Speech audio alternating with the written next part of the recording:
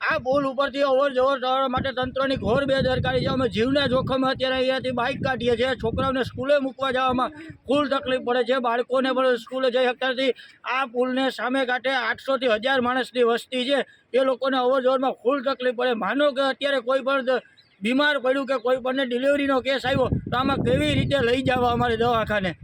કે આમાં તંત્રને જગાડો ને તંત્ર કંઈક અમારી સહાય કરે ને આમાં આ પુલનું કામ વહેલામાં વહેલી તકે થાય એવી સરકારશ્રીને મારી અપીલ છે। આ મેસેજ મારો નરેન્દ્ર મોદી સુધી પહોંચાડવા માટે સખત ને સખત ઇન્ટરવ્યૂ આપેલ છે। મેં હું આ ગામનો રહેવાસી છું। મારે 50 વર્ષ પૂરા થયા, એમાં 17 વર્ષ થયા તો હું અહીંયાથી રોજ અહીં વાડીએથી રહેવા આવ્યો।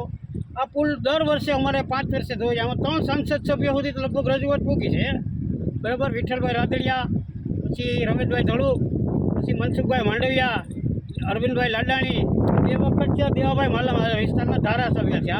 આ ગામના તાલુકા પંચાયતના ચેરમેન છે, બાજુના ગામમાંથી પ્રમુખ છે। અનેક વખત રજૂઆતો કરી સરકારમાં, પણ કોઈ આનો નિવેડો આવતો નથી। આવે તો કંઈક રિપેરિંગ હોય તો થોડું ઘણું એકવાર આવ્યું તો આગળ થોડુંક વધ્યું, બરાબર। બસ એ મેઇન જગ્યા છે જ્યાં કંઈ થતું નથી।